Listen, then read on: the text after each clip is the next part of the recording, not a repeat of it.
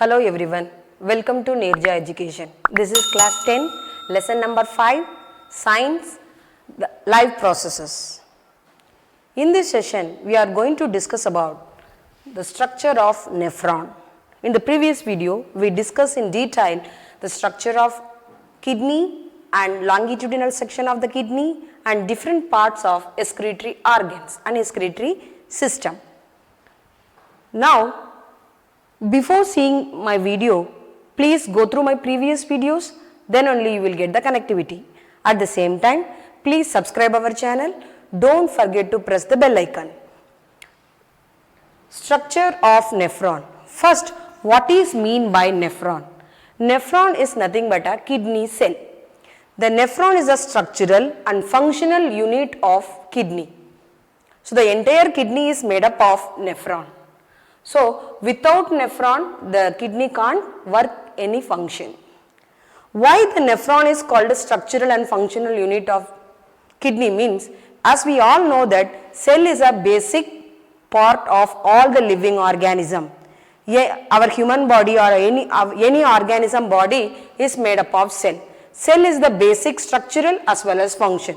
Same like that, the kidney is made up of nephron. The nephron is a basic structure of urinary system as well as kidney. Now this nephron is also called different names. One is uriniferous tubule. What is mean by uriniferous tubules means it form the urine, so that is why it is called the uriniferous tubule. This nephron is also called kidney tubule because it is present in the tubular form in kidney, that's why it is called a kidney tubule. It also called a renal tubule. Why we are telling it is a renal tubule means renal is a scientific name for kidney. So that's why it is called renal tubule. So the nephron is also called uriniferous tubule, kidney tubule and renal tubule. These are the different names of kidney. As we all know that kidney is a small organ, it is present at the side of the backbone and it is around 150 grams in weight, 10 centimeter long and 6 centimeter width. So each kidney is composed of millions of nephron. So one kidney is made up of millions of nephron. This nephron is around 4 to 5 centimeter in long. Clear? Now we have to get into the structure of the nephron. The nephron is consist of two parts. One is Malpighian capsule. One is called a Malpighian capsule. The second one is called a renal tubule. That is a tubular part. One is Malpighian capsule part, another one is tubular part. This Malpighian capsule consists of two parts, that is Bowmans capsule and glomerulus. There are the two parts, it is compressed in the Malpighian capsule, that is a Bowmans capsule and glomerulus. Then the tubular part is consist of four parts. The first one is PCT, all it is capital letter, P for proximal, C for convoluted, T for tube. So proximal convoluted tube. What is the word meaning of proximal? Proximal means nearby. So these tubules are nearby. You just see this picture. This is the one Bowman's capsule. The pink color I draw here. This is a glomerulus. This tube I am talking now. This is called PCT. This PCT is near to the Bowman's capsule. That's why it is called a proximal convoluted tubule. The next one is Henle's loop. This Henle's loop is discovered by the person Henle, so that is called as a Henle's loop. This is the U-shaped structure of the tube is there now. This is called a Henle's loop. This Henle's loop is also called a hairpin loop. You just look at this, it is look like a hairpin, right? So next one is DCT. D for distal, as usual C for convoluted, T for tubule. What is the meaning of distal means? It is away from the Bowman's capsule. You just see this, it is little away from the Bowman's capsule, this portion. This is called the distal convoluted tube. The last one is collecting duct. The collecting duct, it is a tube-like structure which is used to collect the urine, that is called the collecting duct. Clear? Now, where it is located? Actually nephron is present inside the kidney. Kidney is made up of nephron. Now if you see this, if the longitudinal section we have already discussed, here if you see, I told that outermost layer is called cortex. So the Bowmans part, it is started from the cortex region, and the PCT also present in the cortex region only. Then the Henle loops come to the end of middle of the medulla. Medulla portion, you know, it is an inner layer. So in that layer the Henle loops will be present. The next DCT, again it will be convoluted in the on the cortex region. Then the collecting duct, it is present at the funnel like structure. What do we call it as a funnel like structure? Yes, that is the renal pelvis. So collecting ducts are present on the renal pelvis. So this you have to keep it in your mind. Next, what is the function of the nephron? Nephron is doing very important function, that is called formation of urine. Our body, nitrogenous waste material, that is urea, is released in the form of liquid, that is called the urine. That urine is prepared and sent outside by the help of kidney, prepared by nephron. So this is the main function of the nephron. Now we should know about the urine formation. Right. Now you just look at the picture. This is the cup shaped structure. First we need to discuss each and every part in detail. What is mean by Bowmans capsule? Bowmans capsule is nothing but it is a cup shaped structure. You just look at the picture, a cup shaped structure it is present. It is made up of double layer. It is made up of double layer, it is outer layer and inner layer. Both are made up of epithelial cells. Right. So cup shaped structure, this is made up of double layer, this is contain epithelial cells. So inside the cup shape, a network like structure of blood vessels are present. That network like structures are called glomerulus. So that is a glomerulus is nothing but a network like structure of blood vessels which present inside the cup shaped structure, that is called glomerulus. So the glomerulus and Bowman's capsule, both it is combined, it is called a Malpighian capsule. I hope you have understood. Next one is, if you just notice this, two tube-like structures are there. One is coming inside, one is going outside. One is comes inside, that is called afferent arteriole. What do you call? Afferent arteriole. The one who go outside, that is called efferent arteriole. These afferent arterioles are thick in nature, at the same time broad also. Compare then efferent. What is the function of afferent? Means it collect the waste blood and send inside that, pour inside the Bowman's capsule. Clear? So what is the function of afferent tube? Means it collect the waste blood, it collect the waste material from the blood and pour inside the Bowman's capsule. Now what is the function of efferent tubule? Means this is the thin tube, it is evolved outside from Bowman's capsule. This is after filter, remaining the blood, that is a pure blood is carried by efferent blood vessels. This is the function. Next we are going to discuss about PCT. PCT, as already we know that it is a proximal convoluted tubule. It is near to the Bowman's capsule. Right. The next one is Henle loops, as we know that. Distal convoluted tube, distal distance, it is little away from the Bowmans, then collecting duct. Now what are the functions we have to discuss? Now first function is, that is a glomerulus function. Whenever the afferent blood vessels are pouring the impure blood, that is a waste blood, inside the glomerulus. What is the function of the glomerulus? Means it filter the waste material. So blood contain different kinds of material, not only waste material means nitrogenous waste, not only nitrogenous waste, it contain glucose, water, sodium chloride, potassium, sodium bicarbonate, etc., amino acid, etc. These all the substances are filtered by the glomerulus. So glomerulus, I already told, it is a network like structure of blood vessels. So it filter all the material. So filtration is happen inside the glomerulus. This process is called ultrafiltration.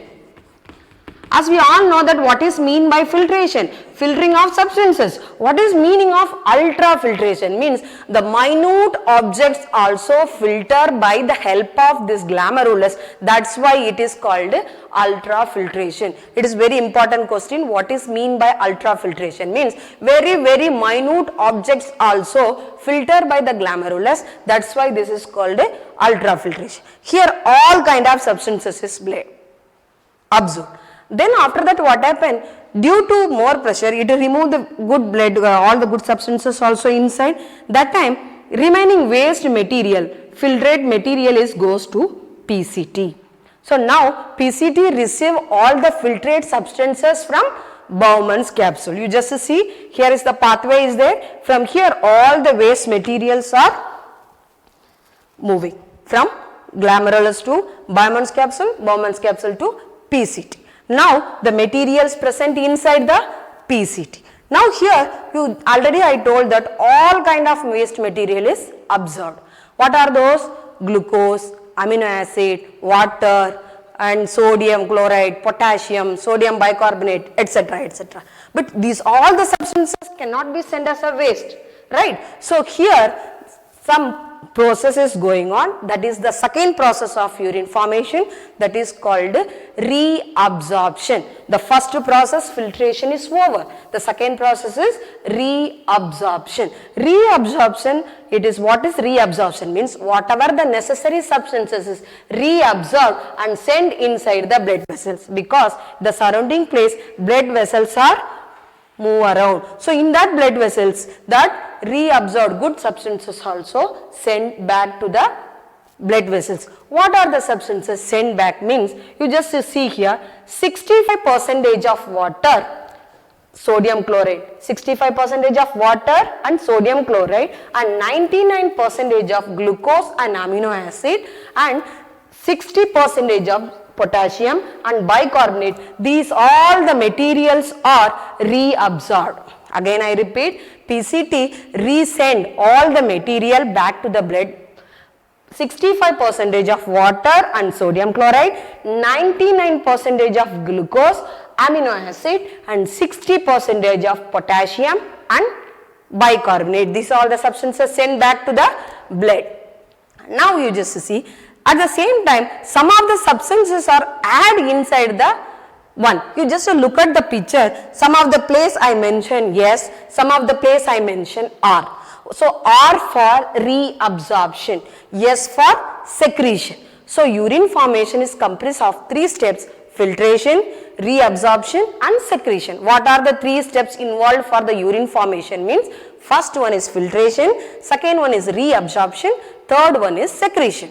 So the filtration occur in the Bowmans capsule, that is with the help of glomerulus. Remaining reabsorption, secretion is done by the tubular part. Here I told already reabsorption is done. What are the secretion is happen inside the PCT? Means one is uric acid. Here the uric acid, certain amount of organic acid also added inside the, secrete inside the PCT. And suppose you are taking any antibiotic like penicillin or any medicine, that medicinal part also pour inside, secrete inside the PCT. Right. Next, that remaining filter substances get inside the Henle's loop. I told already, Henle's loop is a U-shaped structure. It is a U-shape. It is consist of two limbs, children. Two limbs means two leg-like structure it is present. One is descending, another one is ascending. So one is the descending, another ascending tube. Descending tube and ascending tube. So it is a U-shaped structure. What is the role of the descending tube? Means it reabsorbs the water.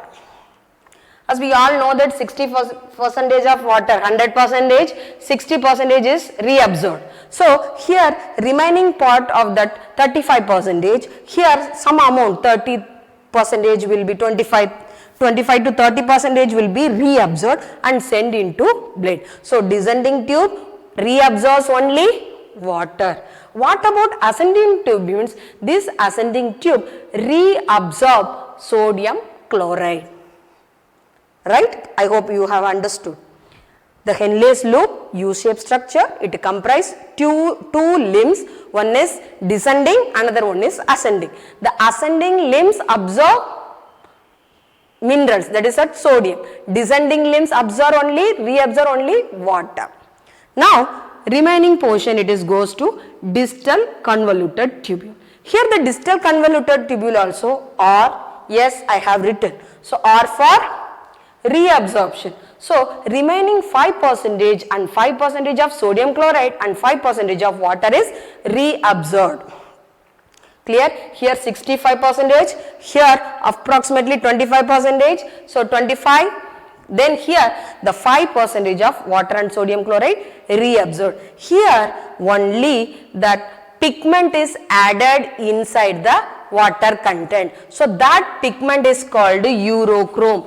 What is urochrome? Means a yellow color pigment which added inside. Still now if you see only water we can tell. We can't tell it is a urine. Once it is reached to DCT, that time only what is produced? A pigment is produced. Pigment means a colorful substance is produced. That substance's name is what? Urochrome. So, urochrome when it is mixed to the water, it change the color of the water into pale yellowish color.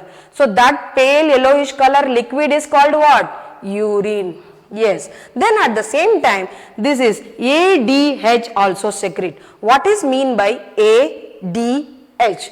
Anti-diuretic hormone. A for anti, D for diuretic, H for hormone. So, anti-diuretic hormone which is secreted from pituitary gland.